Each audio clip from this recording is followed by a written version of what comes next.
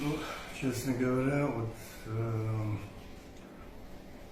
помимо беспредельного возмущения тем событиям, которым мы стали свидетелями, меня подпирает гордость. Гордость за ту молодежь, которая выросла, мыслящая категориями независимого государства,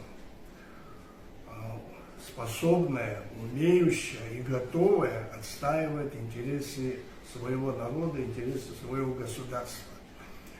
Это обнадеживает и показывает, что у нас есть хорошее будущее, что мы можем построить, как бы нам не мешали бы, независимое, свободное государство.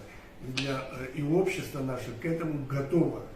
И вчерашние события это еще раз подтверждает это, потому что вчера был это один из тех террористических актов, которые делают или власть, или люди, или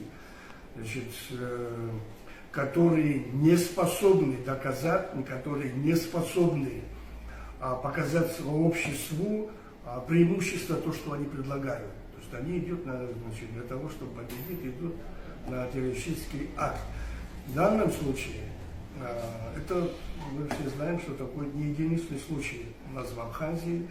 Последние годы эти процессы идут, это показывает, что тенденция к этому идет. То есть у нас был, мы знаем еще, что мы прекрасно знаем, кто это сделал, когда на молодого человека средь белого дня напали охрана президента и родственники президента за его гражданскую позицию, за его критику, которую он делал.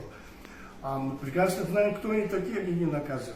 Но в данном случае, я не знаю, как будет со стороны государства, если в ближайшее время мы не увидим ясности, не будет раскрыто, кто это сделал, и не будет дана оценка этому событию со стороны государства, я буду, например, как рассматривать это проявление со стороны власти государственного терроризма по отношению к абхазскому обществу.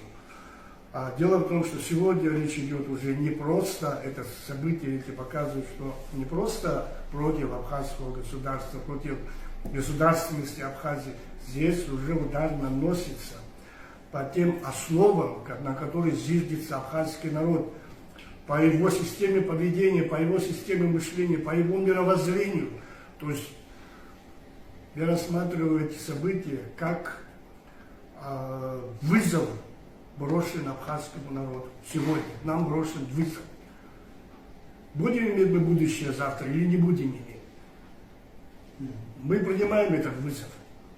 Мы примем этот вызов, и как было всегда на исторической пути развития абхазского народа на протяжении тысячелетия, мы всегда побеждали все эти вызовы, которые против нас были направлены.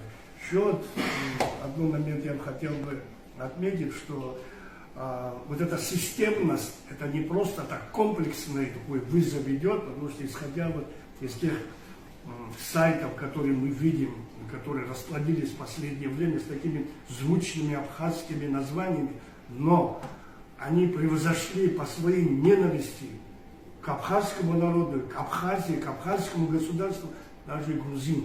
Еще советские сегодня они просто превзошли к ненависти к абхазскому народу.